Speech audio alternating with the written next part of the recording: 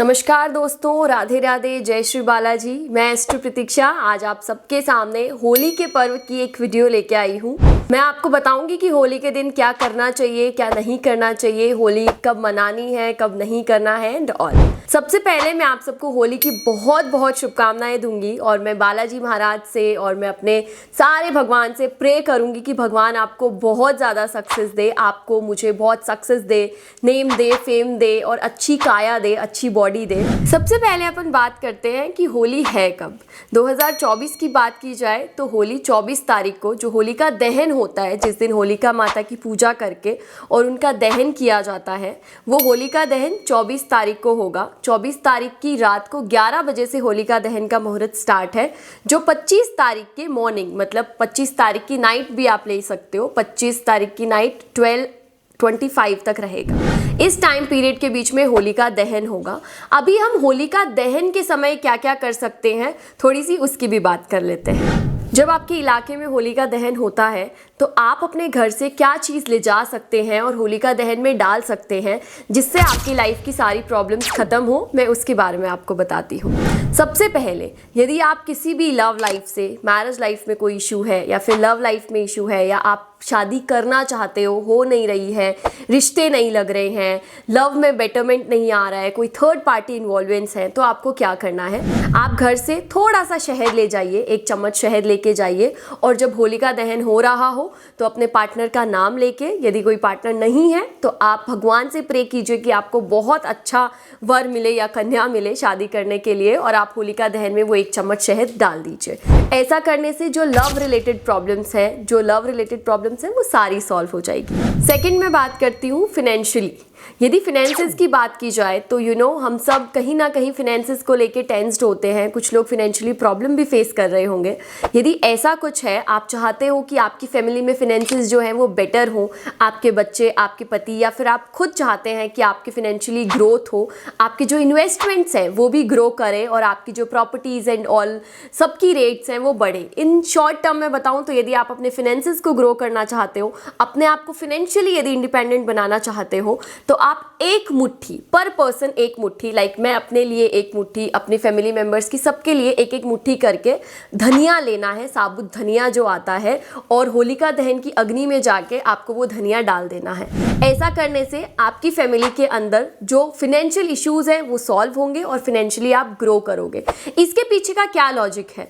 Because जो धनिया होता है वो फास्टेस्ट ग्रोइंग प्लांट बोल दो या फास्टेस्ट ग्रोइंग वेजिटेबल बोल दो या जो भी है, फास्टेस्ट ग्रोइंग होता है, उसकी ग्रोथ बहुत जल्दी होती है। आप आज धनिया छिड़किए मिट्टी के अंदर, विदिन 4 to 5 डेज वो ग्रो कर जाएगा और बहुत पूरा जमीन घेर लेता है जहाँ पे भी अपन उगाते हैं।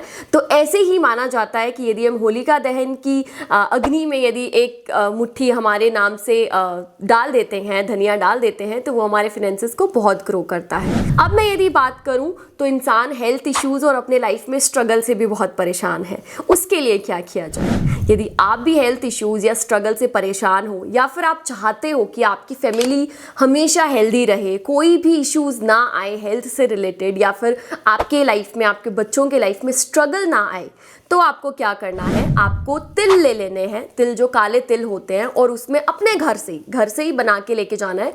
तिल लेना है और तिल में सरसों का थोड़ा सा तेल मिला देना है। तिल और सरसों के तेल का मिक्सचर करके आप सब जाइए होलिका दहन की अग्नि के सामने, और वहाँ पे वो सारा मिक्सचर है वो होलिका दहन की अग्नि में डालिए। ऐसा करने से यदि हेल्थ इश्यूज हैं आपकी फैमिली में, या फिर कोई भी स्ट्रगल फेस कर रहा है, कोई भी मेंटली स्ट्रेस फील कर रहा है, तो वो सही हो जाएगा। अभी मैं आपके साथ में 2 ऐसी ट्रिक भी शेयर करूंगी जो यूजुअली हमारे घर पे हमेशा किया जाता है, और उसके पीछे मैंने कल ही अपने दादी माँ से लॉजिक पूछा था और उन्होंने मुझे जो लॉजिक बताया वो मुझे काफ़ी सही भी लगा, तो मैंने सोचा मैं आपके साथ शेयर कर दूं, वरना मेरा कोई प्लान नहीं था शेयर करने का।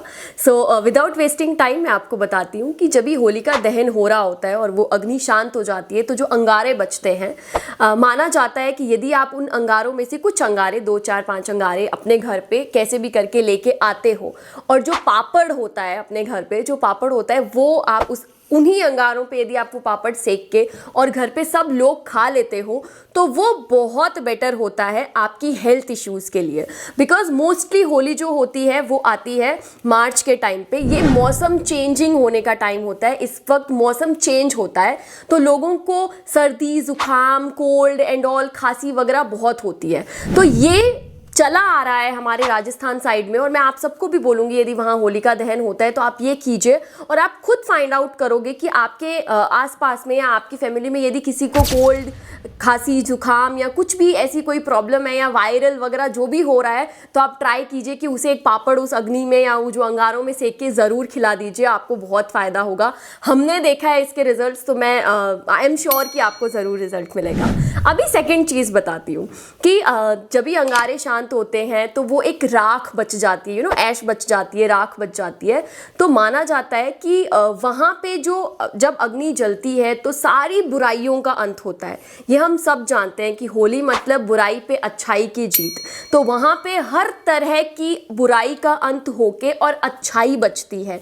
तो वो जो राख होती है वो अच्छाई का प्रतीक माना जाता है, अच्छाई की मूरत माना जाता है। अभी आपको क्या करना है, जब भी वो शांत हो जाए आप वापस जाइए या फिर वहाँ रुक जाइए थोड़ी देर, और साइड से आप थोड़ी सी राख अपने घर पे लेके आइए और अपने घर के हर एक कोनों में थोड़ी थोड़ी उस राख को स्प्रिंकल कर दीजिए। ऐसा करने से आप देखोगे कि आपके घर पे यदि कोई भी पुलिस, कोर्ट, कचहरी चल रही है, या आपको समटाइम्स ये फील होता है कि लाइफ आपके साथ इंसाफ नहीं कर रही है, या आपको लगता है कि आप तो अच्छे कर्म करते हो बट भगवान आपके साथ ही गलत क्यों करते हैं, यदि ये सारी चीज़ें फेस कर रहे हो तो सब सही हो जाएगा और डेफिनेटली फाइनेंसेस भी आपके ये करने से ग्रो करेंगे। लाइक हम भी करते हैं, हम इधर राजस्थान साइड में तो बहुत करते हैं ये सारी चीज़ें। मैं आप सबसे चाहूँगी कि आप ये सारी चीज़ें ज़रूर करें। अब आगे बढ़ते हैं तो मैं आपको बताती हूँ कि होली के दिन हमें किन चीज़ों का दान करना चाहिए कि हमारे परिवार में सुख, शांति, समृद्धि बनी रहे। सबसे पहले जब भी होली के दिन आपको कोई कन्या दिखे या ना भी दिखे तो आप फाइंड आउट कर लीजिए, आपके आसपास कोई छोटी बच्ची हो तो आप ट्राई कीजिए कि उसे कोई चॉकलेट दीजिए या फिर उसे कोई ट्रीट दीजिए, कुछ साज श्रृंगार का सामान उसे ज़रूर दीजिए। उससे आपके घर पे बहुत ज़्यादा फिनेंशियली और हर एक चीज़ वाइज ग्रोथ होगी। सेकंड मैं यदि बताऊं तो आपको उस दिन नए कपड़े का दान करना है, किसी भी नीडेड वन को। आप कुछ भी दान कर सकते हो जो आपकी पॉकेट को सूट करता है। देयर इज़ नथिंग कि आपको पूरा पैंट शर्ट का सेट देना है या फिर कुछ ऐसा नहीं, जो भी आप अफोर्ड कर सको, लेकिन क्लोथ होना चाहिए, वो आपको डोनेट करना है किसी भी नीडेड वन को। ट्राई कीजिए कि वो इंसान हो, वो नीडेड वन ही हो। ऐसा करने से भी आपको बहुत फ़ायदा होगा। थर्ड आपको क्या करना है, आपको उस दिन गाय को हरा चारा ज़रूर खिलाना है।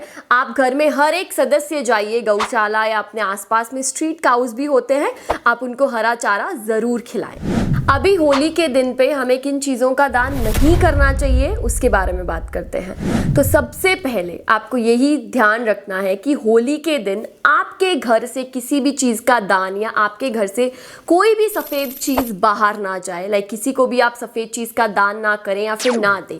ऐसा करने से आपको फिनेंशियली लॉसेस फेस करने पड़ सकते हैं। सेकेंडली यदि मैं बताती हूँ तो आपको ट्राई करना है कि आप चप्पल का दान ना करें। लाइक किसी भी चीज़ का दान करो, लेकिन शूज़, चप्पल एंड ऑल, इन सब का दान आपको नहीं करना है। थर्ड आपको ये ट्राई करना है कि आपको होली के दिन भूल कर भी किसी को पैसे उधार नहीं देने हैं।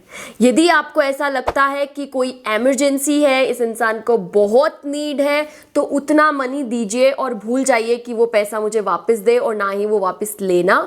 लेकिन यदि आप ऐसा ना कर सको तो आपको ट्राई करना है कि आपको फिनेंशियली किसी को पैसे दान नहीं करने हैं।